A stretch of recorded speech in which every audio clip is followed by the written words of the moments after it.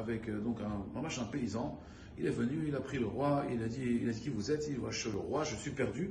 Il a dit, venez, je vais vous sauver. Il a sauvé le roi, Pachout. Le roi, il s'était perdu dans la forêt, il avait faim, il avait soif, il allait décéder. Et il l'a sauvé. Et puis, donc il a ramené après au palais. Et sur la route, il a vu que cet homme, il était très racham, il était intelligent. Et il lui dit, écoute, qu'est-ce que tu fais dans la vie? Il dit, moi je suis menuisier. Et ça t'intéresse de t'occuper de l'entretien du palais? À l'époque, les palais étaient en bois. Il lui dit avec plaisir. Il a dit, voilà, je te donnerai la paye que tu veux. Et puis, cet homme, il s'est occupé du palais. Il a vu qu'il était intelligent. Il a commencé à lui donner des responsabilités. Je crois que c'est devenu le second du roi. Tout ce qu'il faisait le roi, il lui demandait conseil. Jusqu'au jour où, malheureusement, un homme, c'est un homme, il a commencé à mettre la main dans les caisses du royaume. Et il s'est fait attraper. Et quand le roi, il a vu ça, il a dit, celui-là, il m'a trahi, après tout ce que je lui ai donné. Une seule sentence, on va le pendre sur la place publique, pour que tout le monde comprenne et jamais ne recommence une chose pareille.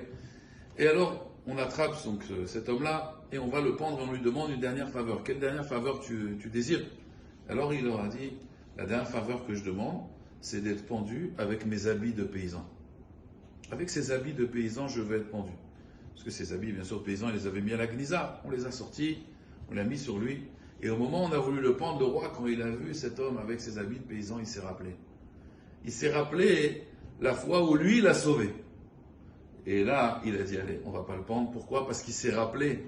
Il s'est rappelé que quoi? Il était chacham, cet homme-là. Il s'est rappelé que quand il était dans la forêt, il lui a sauvé la vie. Il lui a sauvé la vie. Alors il s'est dit, bon, il m'a sauvé la vie, je vais lui sauver la vie. Ça, c'est le mashal. Le nimshal, c'est exactement la même chose. Quand Akadosh Baruch Hu, il a proposé la Torah, les Umot HaOlam, ils n'ont pas voulu la Torah. Ils ont été voir, il était voir chacun. Non, on veut pas. Qu'est-ce qu'il y a marqué dedans? Ça ne nous intéresse pas. Nous, on a dit Naaseh Venishma. Quand on a dit Naaseh Venishma Rabotai, on a sauvé le monde.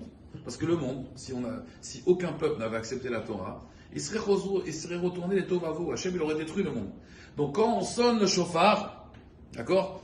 Le remez avec la pomme trempée dans le miel, on rappelle à Kadosh Baruch Hu, tu sais, c'est vrai, aujourd'hui, c'est Rosh Hashanah, c'est l'anniversaire du monde. Mais c'est grâce à nous qu'il y a un anniversaire aujourd'hui.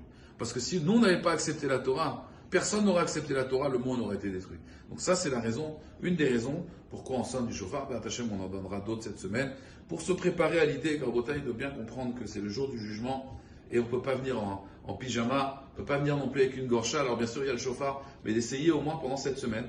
On sait qu'on va s'adresser à Masha Hachem le jour du jugement, de nettoyer un petit peu Hachem sa gorge, ses pensées, ses marchavot, que Hachem Kadosh Baruch Hu, il nous juge avec Rahamim.